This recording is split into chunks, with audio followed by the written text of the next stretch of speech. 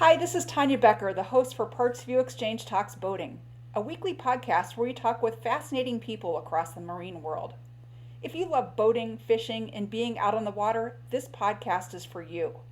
Just recently, my guests have included a Surfshark fishing guide, marine electronics experts, insight from a Bassmaster Elite Series angler, marine safety experts, and representatives from leading boat manufacturers.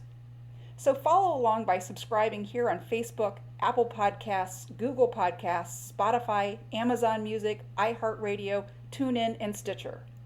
To whet your appetite a little bit, here's an episode featuring Captain Mike Roy, where he discusses catching big fish on light tackle on the Connecticut River and Long Island Sound. Enjoy, and don't forget to follow us. Welcome, everyone. This is the PartsVu Xchange Talks Boating podcast. Here we chat about all things boating with marine industry professionals and enthusiasts who spend all the time they can out on the water. Hi, this is Tonia Becker, and I'm your host for today's episode of PartsVu Xchange Talks Boating.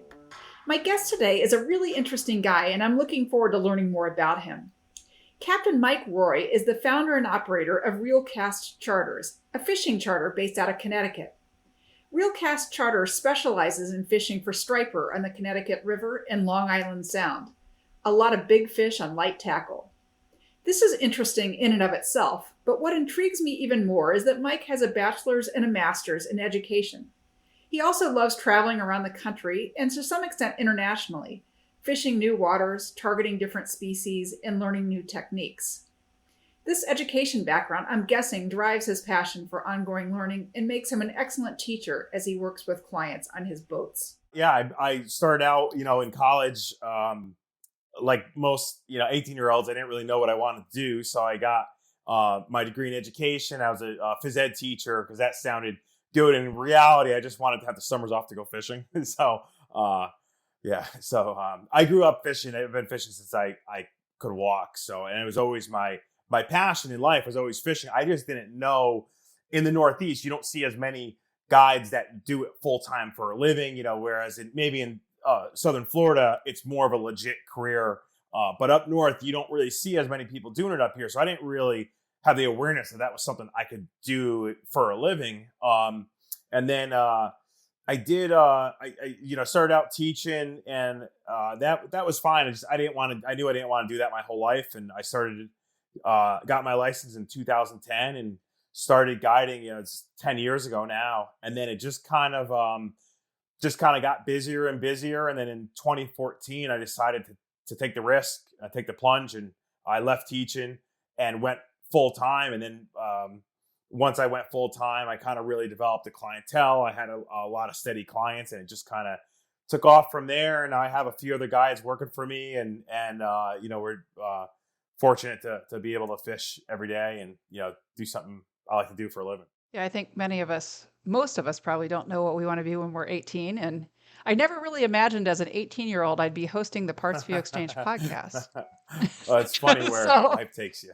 Do you think that education, kind of a love for education helps you to instruct, clients when they're on your boat? Yeah, I mean, I think I enjoy the interaction with the client because, I'm fortunate we're doing the fishing charter business is my clients want to be there. So it's extremely, in the 10 years I've been doing this, I count on one hand how many people were on my boat where I didn't want them to be on the boat. It's pretty rare to get somebody. Generally, they want to be there. They're excited to be there. They're interested in what I do, in learning about the fishery, and you're sharing your passion. And generally, it's my clients are pretty interesting people. A lot of them are pretty successful people, so it's interesting to kind of talk with them and hear their story as well. So I think that's a big part of it, because one of the questions I get asked a lot is, do you get burnt out from fishing? Because we'll do this, and I have a couple of guys that work for me that help me out, but we basically run 7 days a week, and usually we do 2 trips a day. So I think that what stops you from getting burnt out is that one is the fishing's always different every day. And there's a variety. We're not just trolling. We're doing all different types of fishing. But it's also the client when you have new people on the boat. you get it's a new experience you're sharing with them, and also a new personality. So that kind of keeps it fresh and keeps it interesting. That's awesome. I guess most of your customers, as you say, are much more excited to be on your boat than high schoolers are to be excited to be on whatever they're supposed to be doing. Yeah, 100%. Yeah, you don't have people. It'd be very rare for somebody to pay you money to go and do something that they didn't want to do. It usually doesn't happen. I know a lot of anglers turn to you for striped bass fishing tips. Do you have any tips you can share with our audience that maybe you can maybe focus on tips for the fall season, given that's where we're heading this time of year? Yeah, for sure. Yeah, I mean, right now it's early October, and here in the Northeast, this is probably the most exciting time to fish. I mean, every part of the season has its uniqueness to it, but the fall is when our water temperatures are just starting to drop. So here in Long Island Sound and the Connecticut River, about a week ago, because we've had really warm weather all September, so the water temperatures just dropped below 70 degrees, and that makes the fish more aggressive. I was out this morning. It was raining. It was overcast, and the fish were chewing like crazy. It was really great fishing. The fall is a really good time to do a lot of topwater fishing, which is exciting because we're getting the fish to come up, and at times we have big fish, big striped bass coming up, hitting plugs on the surface, which is really exciting. Just the visual aspect of it, to see them come up and chase a lure and smack it out of the water and chase a bait. And so the fall is a great time to you can fish for a variety of species. We have striped bass, bluefish, black sea bass. Next week in Connecticut and most of the Northeast, blackfish, aka tautog, season opens. They're really popular to fish for in the fall because we have about a 6-week season where they're open. And they're for people that like to eat fish, blackfish. It's kind of like the grouper, comparable to a grouper down south. Similar fight and similar taste. They're really good table food to eat. And then we also have a run of false albacore and bonita, which are an exciting light tackle fish. So we have a lot of variety, and because the water temp's dropping, the fish are starting to school up. The bait, we have a lot of menhaden that are schooled up, so you could fish the bait schools around the bait schools for big fish. There's a lot of small bait with bay anchovies, silver sides. Sometimes you'll hear it referred to as rain bait because sometimes it's so small it looks like it's raining on the surface.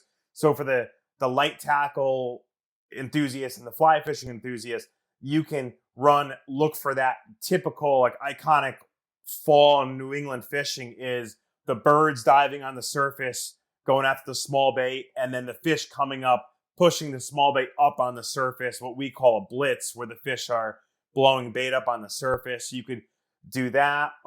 You could bottom fish. So you have a lot of variety that you can do in the fall, and the fish are usually more cooperative, whereas in the summertime when the water temps are at the peak of the year, those fish can be kind of lethargic. They can be harder to catch. So the fall is definitely now through right now through early November is really prime time, but we'll fish all the way through November 21st this year will be our last day. But even into November, the fishing could still be pretty good. That's great. I've never heard what you're describing in terms of this, fish blitzing and thing. That's incredible. It's pretty unique to the area, I think, right?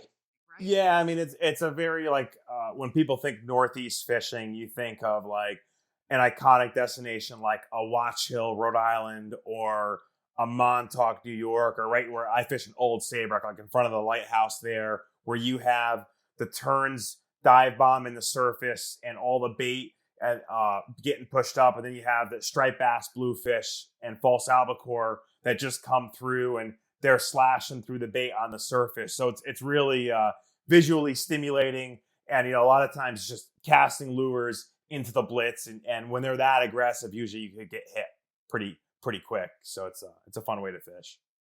So November 21st, you said it will be your last charter this year, and then what does the spring look like? When do you start again in the spring?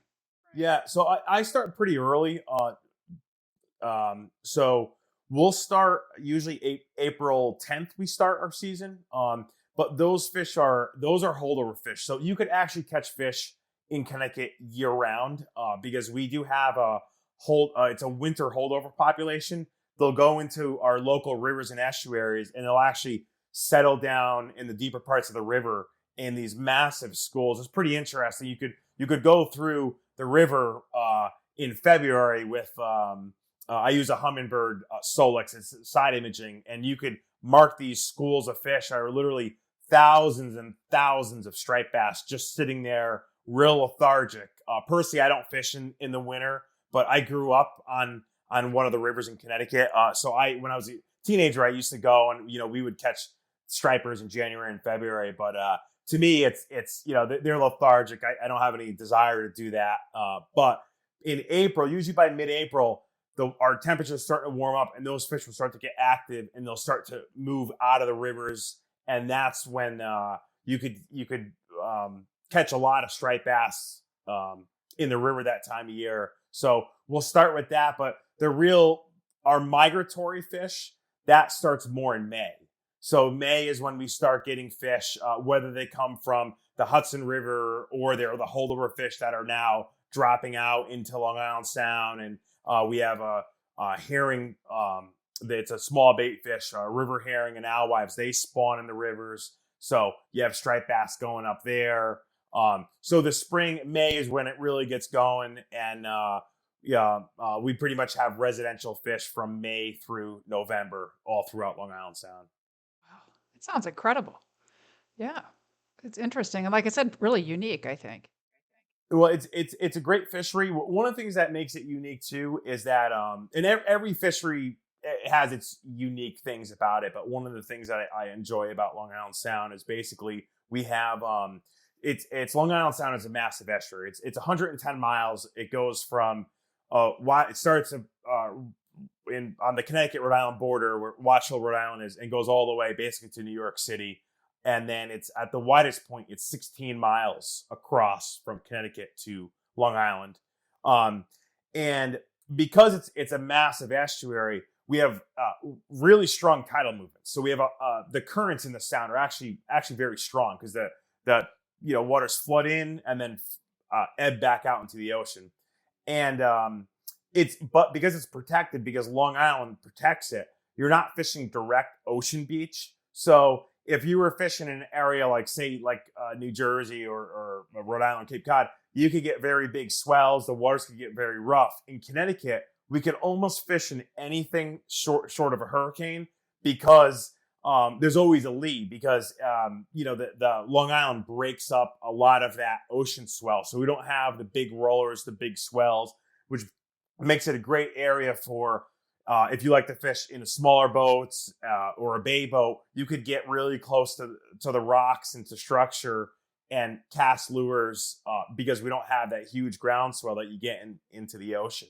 And we also have several major rivers. So I base out of Old Sabre, Connecticut, which is the mouth of the Connecticut River. And the Connecticut River is over 400 miles long, starts in Canada. And where I'm at is the mouth of it where the Connecticut River meets Long Island Sound. So you have a tremendous amount of bait that moves in and out of the river, which is basically like a conveyor belt for the striped bass to set up and feed in the mouth of the river. So we do have a really great fishery, and you could fish it in almost any conditions. That's interesting. That is, I had a friend that recently a couple years ago, bought a house on the Long Island Sound, literally like just across the street from the water. And I was not aware of the topography of the area. And I kind of told her that I can't remember the town that they're in, but I kind of told her that she's crazy. I mean, you're going to get wiped out by a hurricane, but it sounds like it's pretty protected.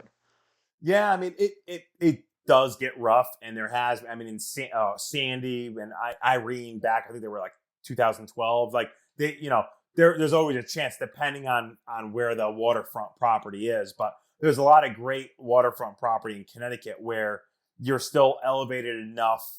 It's a rocky shoreline and the houses are up enough where some people have waterfront property that they're never going to get flooded just because of the house is on enough of an incline. And you're not going to get that same, it can get rough, but it's not the same type of seas you would get being right on if you're on the South Shore of Long Island and you're just exposed to the open ocean. It's a different type of wave you're going to get there. You can't surf in Connecticut. Well, I'd rather give up surfing and not have my house like washed away. I would be willing to make that compromise. Right. Yeah. So you'll start taking people out again in April. Do you to kind of your reservations? When does your schedule get and availability get pretty tight? I mean, yeah, we have people start booking because I have a lot of regular customers. I have some people that will book, 2 to a dozen trips a year, and I actually have one that goes every week with me. And but we'll start booking in January.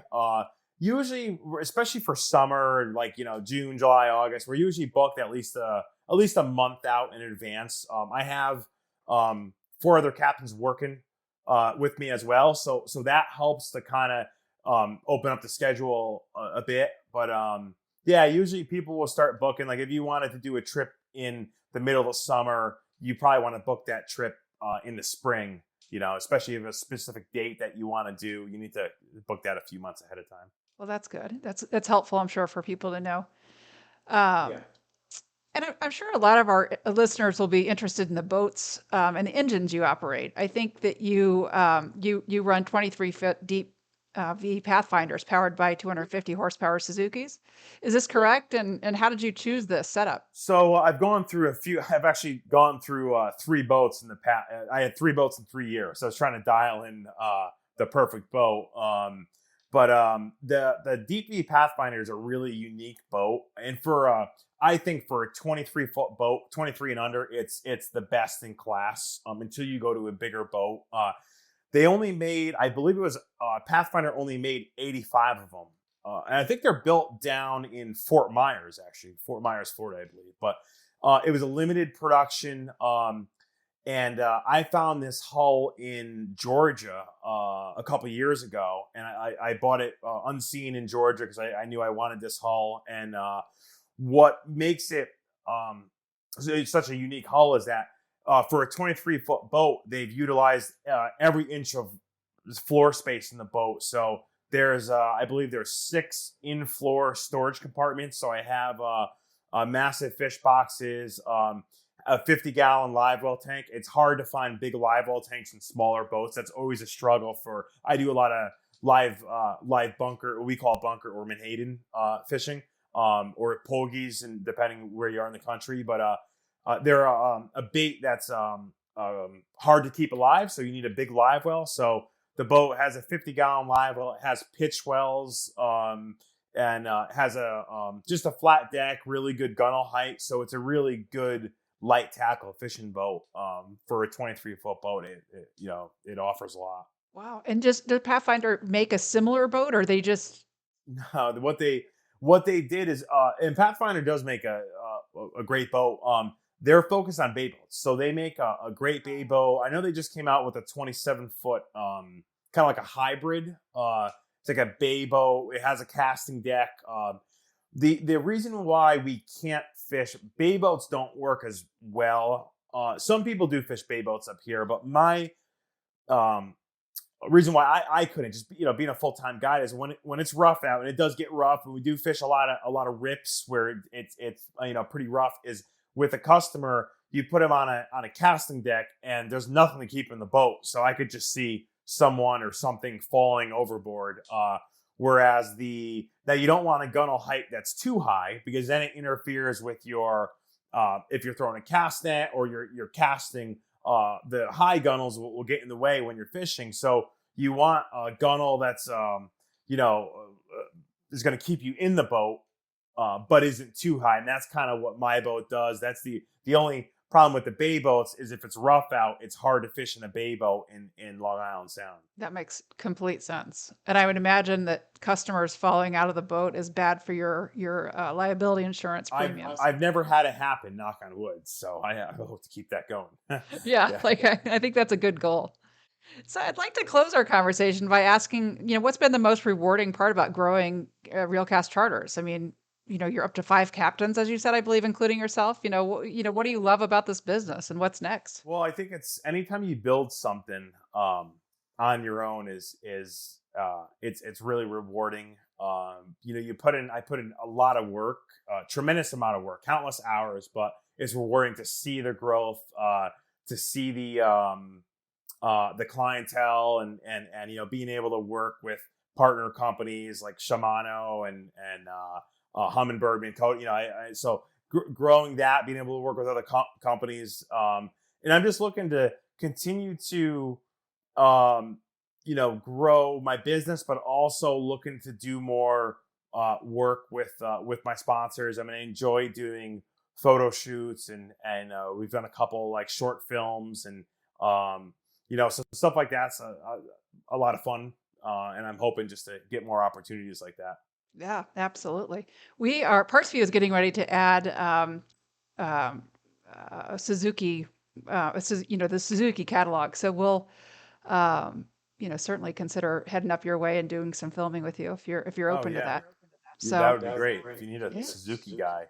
Yeah, we will. We know a lot of Yamaha and a lot of Mercury guys, but you're the first Suzuki guy I've met. Actually, I really, not met in life, but just that it'll be a new catalog for us for sure. Well, thanks so much for being here with me today, Mike. I mean, listeners if you're interested in fishing the Connecticut River and Long Island Sound, I'd really encourage you to connect with Reelcast Charters at www.reelcastcharters.com. I'll include that in the show notes as well, so you guys all have that information. And I'm excited to head your way soon as myself. So, love to go out.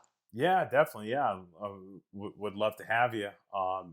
And thanks for having me. And also, Reelcast Charters, reel spelt with 2 E's. So. Oh, thank you. Yes, like a fishing reel, not real fun. Real fun, although everybody will have real fun on your boat. Thanks so much, Mike. Oh, you're welcome. Thank you. Thanks for tuning in to this episode of the PartsVu Xchange Talks Boating podcast. Is it almost time for routine maintenance on your outboard or Mercruiser marine engine? Check out our easy-to-use maintenance kits at PartsVu.com. And for free shipping, use the coupon code PVTalksBoating, a special perk for our podcast listeners. Follow us on Facebook and Instagram for boating knowledge, to keep in touch with the PartsVu community, and for special sales and promotions. Don't forget to subscribe, rate, and review this podcast, and check out the show notes for the coupon code just mentioned, more information about PartsVu and the products we offer, as well as our boating blog, the PartsVu Xchange. And a big thanks to Min for performing the original music featured within this podcast.